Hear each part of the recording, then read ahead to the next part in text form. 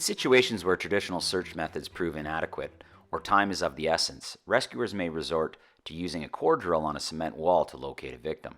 However, it is crucial to be mindful of the potential hazards that may exist on the other side.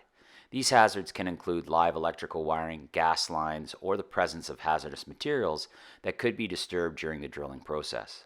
While deploying a standard articulating search camera to locate the victim can be sufficient, there are limitations when the hole needs to be enlarged.